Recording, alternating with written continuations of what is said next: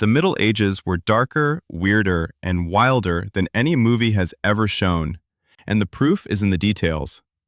A medieval French village once put an entire population of rats on trial for destroying a barley crop, and the rats were given a defense lawyer.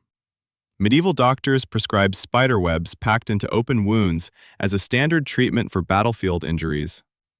The era that Hollywood turned into a backdrop for romance and heroism was actually running on rules that no modern person could survive for a single week. So what is the one medieval daily habit so bizarre it makes the rat trial look completely reasonable? The answer isn't something buried in a dusty archive that historians argue over in quiet rooms.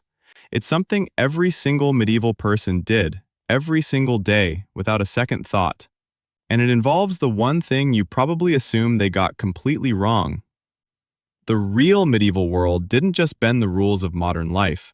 It operated on an entirely different set of rules altogether, ones built from fear, faith, and a genuinely terrifying relationship with the human body. Medieval doctors weren't guessing blindly. They were following a system, and that system was completely wrong. The dominant medical theory held that your body ran on 4 fluids, called humors, and any illness meant those fluids had fallen out of balance. The cure, almost without exception, was to drain some of those fluids out of you as fast as possible. Bloodletting was the go-to procedure, performed by cutting open a vein and letting you bleed into a bowl until the doctor felt satisfied. If the bleeding didn't fix you, leeches were applied in clusters to pull out whatever the blade had missed. A fever meant your blood was too hot, so they bleed you more, which often sent patients into fatal shock before the original illness could finish the job. Surgeons packed open wounds with pigeon dung because they genuinely believed it drew out the corruption hiding inside the flesh. The most chilling part isn't the ignorance, it's the absolute confidence with which every wrong answer was delivered. These men wrote textbooks, trained students, and charged good money to do things that shorten lives rather than saving them. Which raises a question about everything else they consumed, because the rules around food were just as strange and just as strictly enforced. Food in the Middle Ages wasn't just survival. It was a legal document written in every bite you took. Eating the wrong animal didn't just embarrass you at the table. It could land you in front of a magistrate facing real consequences. Sumptuary laws dictated exactly which foods belonged to which rank, and those laws had teeth sharp enough to matter. A peasant caught eating swan, a bird the crown literally owned, was committing something close to theft against the king himself. Nobles ate white bread because ripe flour signaled refinement of blood, and darker loaves were left deliberately for lesser men. Spices weren't just flavor, they were a public declaration that you could afford something that crossed 3 continents to reach your bowl. A merchant who ate above his station risked fines, social ruin, and the very real suspicion that he was pretending to be something he wasn't. The church added another layer entirely, dictating fast days when meat was forbidden, which meant roughly a third of the year was legally meatless. Entire industries built themselves around loopholes: fish farming, whale meat classified as fish, and beaver tails ruled aquatic by papal decree. What you put in your mouth announced your rank, your piety, and your politics all at once, whether you liked it or not. Every medieval town had a feature that no modern city planner would ever approve, and it was completely load-bearing. Stone vessels called piss pots were mounted into the exterior walls of public buildings across Europe for one very deliberate purpose. Passers-by were expected to stop, use them, and walk on without a second thought about it. The collected urine was then sold, by the bucketful, to the cloth dyers and leather tanners who needed it to do their jobs. Ammonia from aged urine was the best fixing agent available for setting dye permanently into wool and treating animal hides. Fullers, the workers who processed raw cloth, would literally stomp barefoot through vats of the stuff for hours at a time. The trade was so reliable that urine collection routes existed the same way milk delivery routes would exist centuries later. Some towns even taxed it, which means medieval governments looked at communal urine and saw revenue. The economics were completely rational, the smell was absolutely not, and somehow the whole system just worked. What broke medieval logic even further was what happened when the animals themselves ended up in court. The rats had a lawyer, and that lawyer took the case seriously, arguing every procedural point with genuine conviction. The court had granted the rats an extension because the roads were dangerous and attendance couldn't be guaranteed for every defendant. Medieval law wasn't broken or primitive.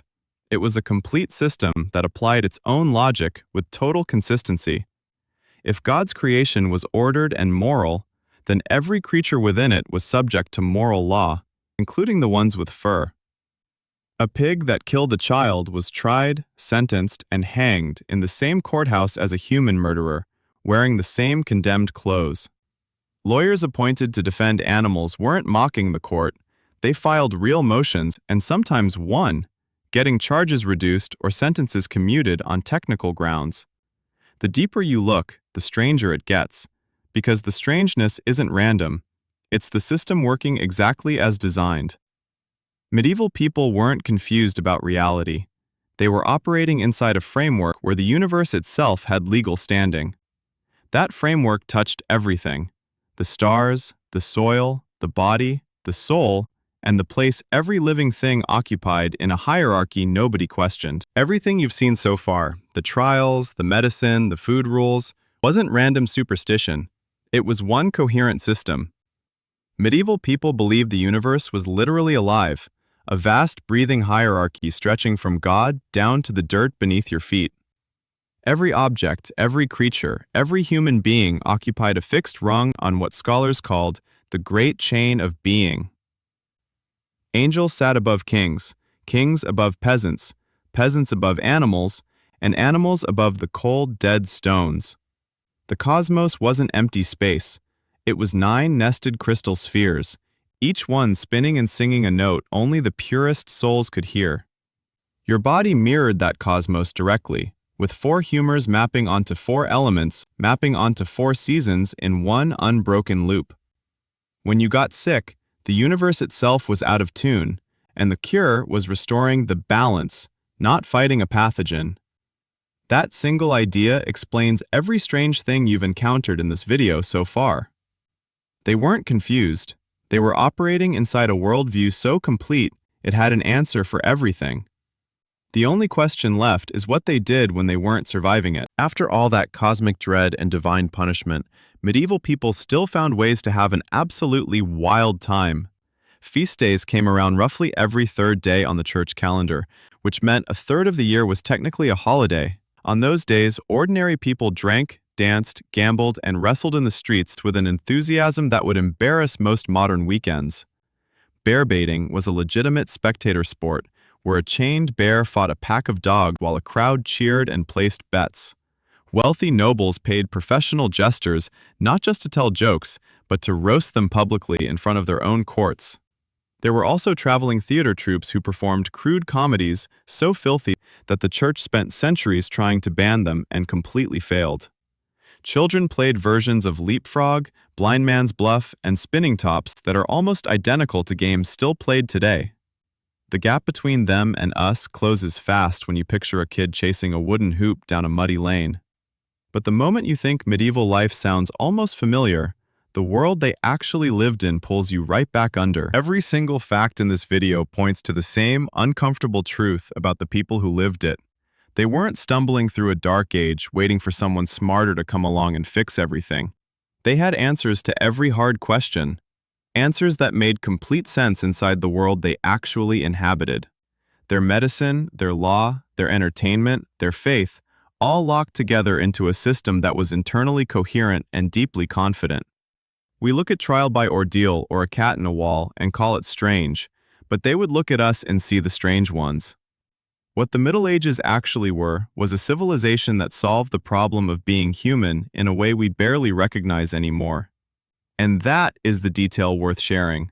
Not that they were weird, but that they were certain. The certainty is what haunts you.